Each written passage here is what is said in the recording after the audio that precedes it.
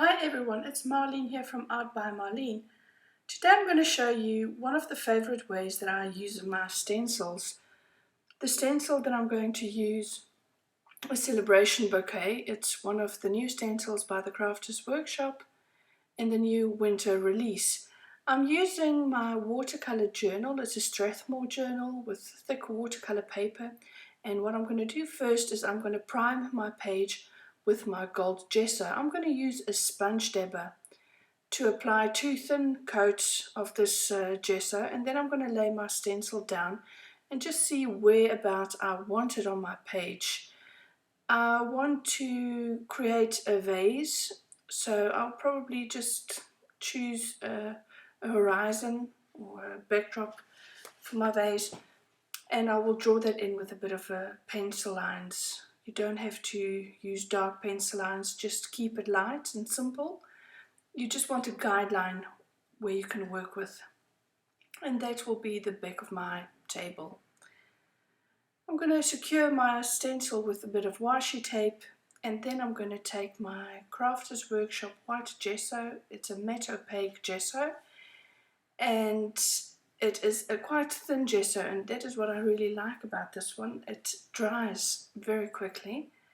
I'm going to use my sponge dabber once again. I'm going to dab a bit into the gesso, and I'm going to dab off. You can see what I'm doing there. And then I'm going to put a light coat of gesso through my stencil. What I'm creating here is guidelines. I don't want to use my stencil as such. I want to use my design. So I'm going to create with my gesso a guideline for where I'm going to use my paint next. And so it doesn't have to be very neat and tidy, just go with the flow and use your stencil the way you like it best. And see, I'm filling in want the little dots and lines all to show. That's about it.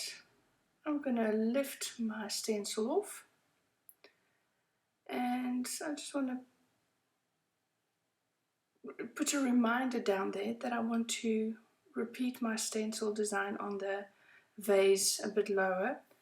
So it's actually just, I'm going to fill that in with color later on, but that wouldn't be a problem. Hit it with your heat gun just to dry the top layers, but because the gesso is quite thin, if you leave it 5 minutes, it'll be fine as well. I'm going to use a few of my favorite colors. The most colors that I'm going to use is by the Crafters Workshop. It's a new heavy body paint that I just launched, and I'm going to use a few colors by Dilutions. I've got the paint, so I pretty much want to finish it. And here I'm starting to paint my stencil design. And you can see what I'm doing is the gessoed flowers and vase, it's just a guideline. I'm going to use all those lines as a guide to where I'm going to paint my flowers. And you want to create an illusion, because if you look at my flowers now, you won't think, oh well, that is flowers, but by the end of it, the combination of colors and shapes will by the end really create a bouquet of flowers. And that is what I want to tell you, is don't get stressed out when you start painting and it doesn't look the way you think it should. Just go on and trust yourself and trust the process, and it pretty much always is successful at the end. Just see the way I go back in creating a few highlights, putting some low light with the darker color in. I very rarely only use one color on one flower. Here I'm using orange and I'm using the yellow. And I pretty much try to repeat all colors at least twice in my page, because that creates a unit. It's just a better page at the end.